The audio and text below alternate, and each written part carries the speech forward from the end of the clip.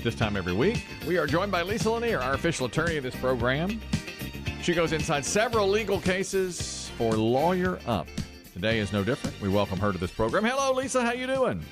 I'm fantastic. I hope you guys are. Doing real well, thank you. Good docket today, and it starts with a couple of NFL stories. One is about a former NFL quarterback, Bernie Kosar, who used to play for the Cleveland Browns and is now part or was part of the Cleveland Browns radio broadcast team. Very interesting story here.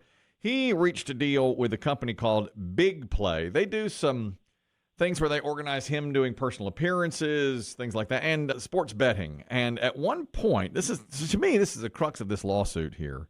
He's suing them now because on New Year's Eve, December 31st, 2022, Big Play, his partner, said that he needed to personally bet on the Cleveland Browns game for the Browns to beat the Pittsburgh Steelers, which I believe they did. I'm not positive, but I believe they did. And he did. He bet $19,000 of his own money on the Browns to beat the Steelers. But when he did that, he broke the rules of his employer, the Cleveland Browns and the NFL, because you are not allowed to bet on a game that you broadcast. And he kept trying to make sure with Big Play. He said, is this all right? Can I do this? Are we okay? It's not really my money. You're going to cover this. You're going to cover it, that kind of thing. But no matter what the case, once he bet on that game, the Browns said, hey, we love you, but we got to let you go because the NFL does not allow that. So now he's lost the job he really liked, which was broadcasting for the Cleveland Browns radio team.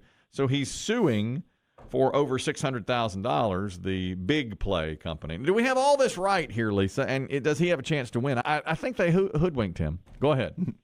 Yeah, I think they did. And the weird thing was that this Big Play company did seem to be in cahoots with the Browns in terms of that this was okay to do. It was just a publicity, just an advertisement. Yes. He was basically, placing a bet that he didn't even really make himself, of his own volition, just to show that now, hey, it's legal in Ohio to play sports bets, and so they were trying to publicize that.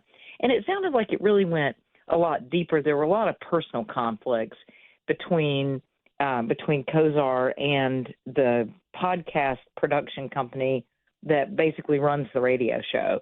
And there were accounts that came up in this about this guy coming up and screaming at him while he's trying to broadcast and stuff. So it sounded like it went a lot deeper than this. But yeah, it did sound like, but it's a big deal, in sports that you're not, if you're affiliated with a team, that you're not supposed to bet on that team or against that team. Right. And he clearly did. So I don't know, if he didn't get any of it in writing and it was all just, wink, wink, you can place this bet and it'll all be okay, he may have a problem recovering his damages. Yeah, that's going to be the issue. And the poor guy, he wants to be the voice of the Cleveland Browns. He's a hero Browns. in Cleveland. They love him in said, Cleveland. his blood pumps brown, He's like who played for them, and he's been a sportscaster for them for a long time, their voice. And I know. Yeah, he's very upset about it. It makes me worry for our very own Biggie because he's a sports gambler and he's going to take batting practice with the Philadelphia Phillies after the All-Star break. That's right. That's right. He's warming up right now. Our friend Whit Merrifield, who plays for the Phillies, who are front running in the National League, going to have Biggie up and he's going to lead the team in batting practice out there at Citizens Bank. Run the bases at the end of the game. Yeah. Sure. Well, maybe one. And that might be a slow job. He's going to do one. More like just home plate. Yeah. It's going to be It's going to be very Babe Ruth at the end of his career. Yeah. A wave to the crowd. Put him in they still have a golf cart up there for put him in the cart. Put for him Put me with the relief pitchers. Yeah. Take him around. Let him go. We're turning off the lights here, fans. Fans, please exit the premises. The other NFL story today is, and this has been, I think, brewing for a long time. For years, DirecTV had something called the NFL Sunday Ticket Package. And now YouTube TV, for the last couple of seasons, has had the NFL Sunday Ticket. They charge fans $449 a year for the package, unless you buy early, and you can buy it for $349. Nice. I am personally familiar with the NFL Sunday You know the Ticket. pricing. Conflict. Okay. Very much so. Yeah. I am well aware of the NFL Sunday Ticket. Okay. I don't think that was good for DirecTV to lose that. Oh, no, that hurt lose it? DirecTV. Oh, yeah. Yeah. There is a class action lawsuit challenging the legality of the NFL Sunday Ticket package, period, because I guess people, and it's been going on now since 2015, because the package of games outside a local market are not shown nationally on other networks. So DirecTV, or now YouTube TV, says, well, okay, I'm a Broncos fan. This is exactly what I do. I'm a Broncos fan, so I get their games. And the class action lawsuit says that's not fair to offer it only for payment, basically. So what's the deal here? I've heard grumblings about this for a long time, Lisa, that you need to make those games available to everyone or no one except the local markets. What are your thoughts on this case? It's a really complicated antitrust lawsuit, and it started way back in 2015. And at that point, and back in 2017, after a couple of years of litigation, the judge dismissed it and said, you don't have a case. But then it was appealed. The plaintiffs appealed it, and they won. And so now it's going to go to a jury trial. So it's going to be a question for the jury whether this arrangement violates antitrust laws. And the idea, I think, is that, these games are broadcast locally for free in your market. Right. But then, like you were saying, if you want to see one, out of market, you've got to pay this big price when you should be able to access it some other way. And, it's their theory. But, every major sports league has some kind of out-of-market package that they sell. A lot of sports do it differently, like NBA and, the Major League Baseball will actually do like just a team specific, and it's cheaper, that you don't have to buy this whole big package, but you can just buy a team specific smaller package. So it'll be interesting to see. And the NFL has a history of when it gets close to it's looking like something's going to go to a jury, it's going to, they bail and they settle. So it'll be interesting to see. I mean, over and over again, they've settled almost every major lawsuit against them recently. Yeah. And it may be, if they can get out of this one, if it starts to look bad for them, it may be smart to do that because this antitrust class action allows for treble damages, which means triple. So they could end up having to pay $21 billion Whoa. if they lose. Yeah, if they Whoa. lose. So that's huge.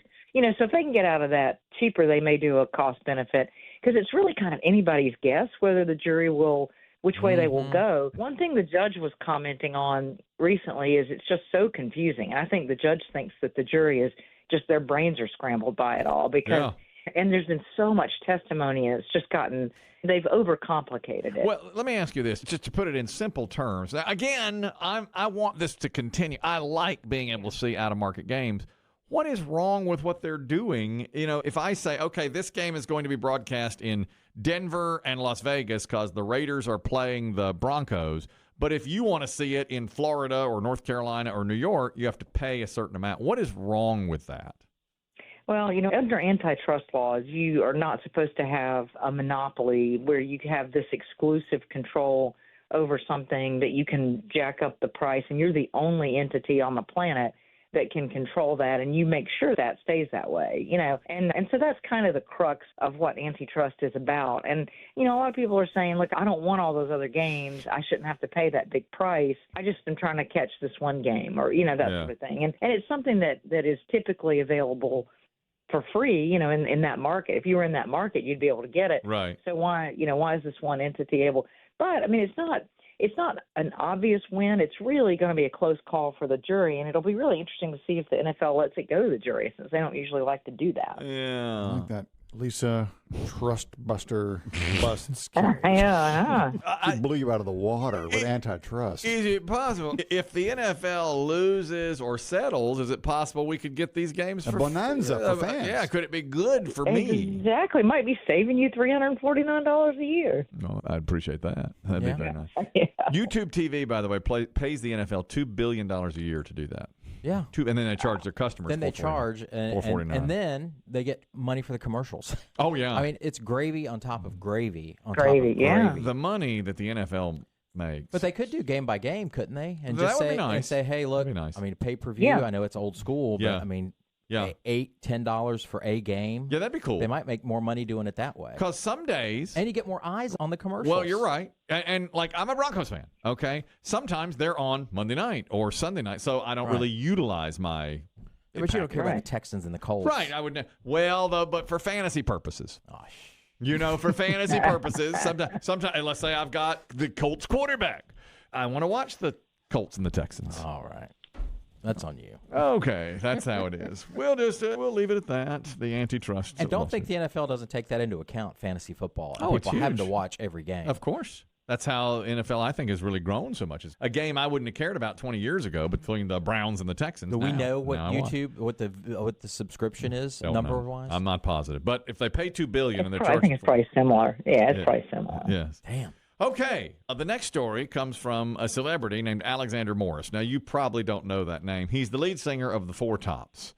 Not the original. Not the original. Not the original Four Tops. Current. But the current Four Tops, a classic soul and R&B band. And he, at age 53, went to Ascension Oakland Hospital in Warren, Michigan, and he's suing for racial discrimination because when he went in, he said, I'm short of breath, I have a heart issue, I need to be treated, and I'm Alexander Morris, I'm the lead singer of the R&B singing group, the Four Tops. And they said to him, right.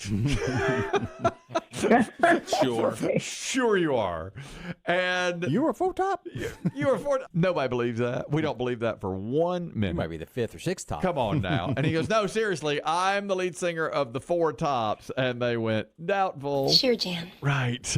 But the problem was they told him to, sit his ass down and sit right over there. And then they wound up putting him in a straitjacket. Yeah, they're restraining him. And restraining him and giving a mental evaluation. And he said this was racial. In fact, his manager said, yeah, this is a racial element to it. And at the end, they did apologize to him and treated him for his shortness of breath and his heart issue. But he seems to have a pretty good case here, Lisa. What do you think? Yeah, I mean, and he's not just, kind of reaching when he's saying that it was racial, because they said stuff to him like, sit your black ass down. Yes, that was it. And, yes, that's pretty racial, know. Yes, right. Pretty racial. That's right. And he was actually having a heart attack. He had such a significant heart attack, it damaged his heart so severely that he's now on a transplant list. So, I mean, he was having a big heart attack, and they weren't treating him for that. They were treating him as if he was a psych patient. So that's what he got more and more agitated, because they were like, no, we're not gonna evaluate you for a heart attack. We're gonna send you over here to psych, and you're gonna wait for a psych workup. And finally, his wife arrived, and they were, realized that she's okay. My God, they've got him in restraints. They're not treating him. And she gets to the crux of it, that what started this was that they didn't believe who he was.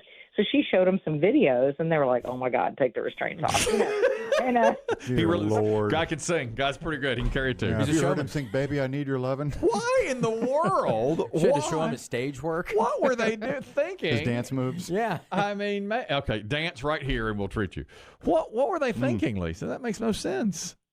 I mean, people, make, unfortunately, judgments, and about people based on their appearance. Maybe he looked, he was having a heart attack. Maybe he looked disheveled, and I don't know any, and there was a racial motivation there, and it was, because they said some pretty ugly stuff to him. Well, yeah. And so I think they just, they were, and they got it that they, this was the really insulting thing when they realized their mistake and they were apologizing. They gave him a $25 gift card. They did.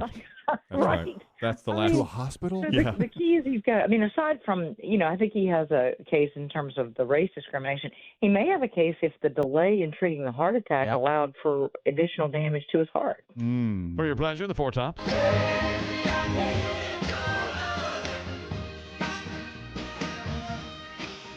Now that's music. Get that man a catheter. Full disclosure, that's not the man in question here. No, correct. That's the original. Yeah. Even still, that's just ridiculous. But was it a real straitjacket? No, it's very One Flew Over the Cuckoo's Nest. I mean, I don't know that they use that type of straitjacket any longer. I mean, he called it, he said in his statement that they, instead of treating me, they put me in a straitjacket. But I do think it was restraints. I mean, for sure, he was tied to the bed. Oh, yeah. Unbelievable. Yeah. Strange case here from England. Middle-aged gentleman with plenty of money is suing Apple after his wife found a lot of text messages that he sent to hookers. Now, he had cheated on his wife with prostitutes, but he deleted all those texts he sent to those hookers, and she wound up finding them not on his iPhone, but on their desktop computer that the two of them found, and now filed for divorce right after she found those text messages. So apparently, his legal bills and the settlement and the divorce cost him over $6 million, $6.3 million. So when he went to Apple and said, hey, I deleted those texts now. How come she finding deleted messages? This is on a different machine over here. This is on our desktop computer. And Apple has said, yeah, you share that so the text messages go there. And Isn't that wonderful? Well, he said, no, it's not. Nobody told me. I got rid of them on the phone, and I was happily married. And if she hadn't found these text messages, I'd still be happily married and have more than $6 million in my pocket. And seeing prostitutes on the side. You're on the same account. That's right. He's on the same account. Now, what I will say is that Apple doesn't give you any paperwork. There's no little manual that comes along with They that. know better. They've learned. Right. So, Lisa, does this man have a case? The cheater in London. Now, I don't think he has a case because, when you put, like when he went to set up his iMac computer that had these text messages, he had to opt in to allow those messages to be on there. So he had to make a conscious decision to put them on there. And even though they don't give you a manual about this or anything or, any kind of booklet, there is a disclaimer that when you're setting up your Apple account, there's this huge disclaimer that nobody reads. And I'm sure it probably mentions that, or it for sure is something that he should have thought of, because I think anybody knows that has Apple devices that deleting them on one device doesn't delete them from another device. So it's a little strange. If you were to delete the messages, let's say it went the other way. Let's say he had the messages on his desktop and deleted them there. Would they still be on his phone? Yeah, it stays on the other device. If you've loaded it, because it's like it's downloaded that message to that device, and you've got to remove it from that device. Interesting. But like we have email here through Google, and I don't know how we did it, how we set it up, but when I delete them off my phone, they're gone from the computer as well. Yep. They go away. That's right. Same. Yeah. I think Google just operates differently than Well, Apple. I like that. I like that they're When it's gone? I don't want to have to delete it twice, Now, it's still in your trash bin. Yeah. You can go get it and retrieve it. Exactly. But once you get it off your inbox. Empty your trash. Yeah, well, right. Once You got to empty your trash. I do occasionally, but once you get it off your inbox, I don't want to see it again. No. One more quick case, and this is from Netflix. They've been sued for $170 million by a Scottish woman. She says that her name is Fiona Harvey. She's the inspiration behind a character in a miniseries called Baby Reindeer on Netflix that apparently was quite popular. It's something. You know about it. Oh, yeah. It's good. It's good, but it's hard to watch. It's very good. But if you haven't seen it, don't watch it with your kids. Don't watch it with the kids. All right. Oh, okay. Well, she says that she was there's a resemblance between her and a character called Martha, and that they took real liberties with the character in the show. It was not true to life. So she's suing because now she says she's been defamed because everybody knows it's about her and the script is not true to real life. But they take a lot of liberties like that anyway, right, Lisa?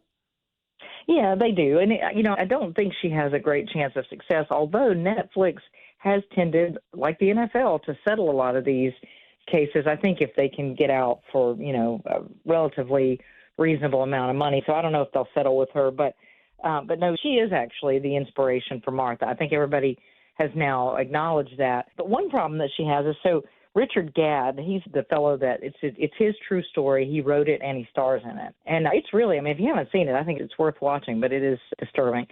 But he tried to disguise her. He didn't want to out her. But there were some elements about it that he didn't feel like you could really, like, she's a Scottish lawyer who relocated to Great Britain. And that part of it, she said, made it obvious that it was her. Well, I think there's probably plenty of, I don't think that necessarily did. Mm-hmm. But when she started to hear about it, she went on social media and said, people are asking me if I'm, Martha. So she kind of outed herself, and then that set off a firestorm. So I think part of the problem for her is that she's the one that really confirmed it and really put it out there. Also, with her claims are defamation and right of publicity. And with defamation, if it's true, then that's a defense. And that bar is really high for a work like this, where they didn't identify her, and they are, it's based on a true story. They're not saying it's 100% factual. So I think she can fail, but they may still settle with her because that's kind of how Netflix rolls. That's how you do it. You get a little money like that with Netflix or the NFL. Good docket today. That's Lisa Lanier, our official attorney. Have a fantastic week. We're off next week, Lisa. We'll talk to you in 2 weeks. All right. Talk to you in 2 weeks. Bye. Have a There great she weekend. goes. Thank you. LanierLawGroup.com if you need her and some legal advice. Two Guys Named Chris show.